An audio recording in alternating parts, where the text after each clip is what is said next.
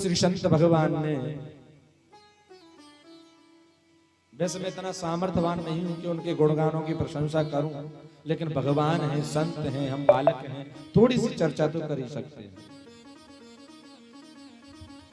संत भगवान के मुखारविंद से संसार के प्रति सुधार करने के लिए कुछ सुंदर शब्द टिप्पणियां की हुई, बड़े सुंदर वाक्य कहे हैं। किस प्रकार के वाक्य हैं कि आजकल के जो 25 वर्ष की पुरुष और माता हैं,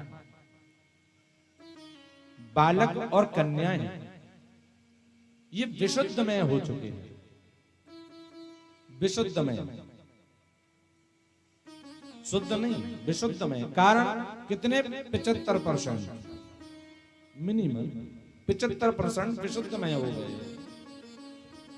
अब विशुद्धमय तात्पर्य में माता पिता पढ़ने के लिए भेजते हैं, लेकिन वहां पर क्या होता है कि पढ़ने के स्थान पर वहां पर थोड़ा न बातें बनाना या एक दूसरे के साथ में संपर्क में जुड़ जाना, गलत आचरणों की संगत में पड़ जाना, विषयों का भोग करना, बीड़ी गुटखा तमाकू इनका पान करना, मदरा इत्यादि का पान करना, ये विशुद्धमय हो गए। तो महाराज जी ने बताया था कि आजकल की 75% जो जनता है, जो युवा अवस्था है, वो बिगड़ गई है।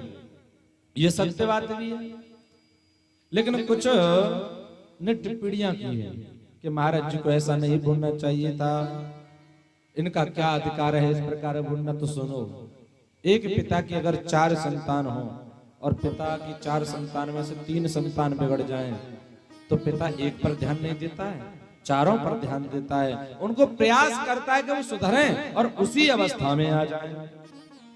महाराज जी ने भी अपने वाक्य से केवल देश को सुधारने का काम किया है, उनको जागृत करने की बात कही है, लेकिन जो विशुद्ध में परिपूर्ण हो चुके हैं, जिनके हृदय में मलिनता भर चुकी है, जो ये कह रहे हैं कि मैं घर पर शादीशुदा हूं, घर से बाहर कुंवारी हूं, वो ऐसे व्यक्ति दुष्ट प्रवृत्ति के प्रेमानंद महाराज जी जैसे परम संत पर टिप्पणियां कर रहे हैं। और इतना ही नहीं, वायरल होने के लिए, वायरल जानते हो, तुम तो जानते हो, तुम जानते हो, फेमस। और फेमस का ज्यादा लोगों में परिचित होना, इतना कह सकते हैं। ज्यादा लोगों में हम परिचित हो जाएं, केवल इसी के लिए उन्होंने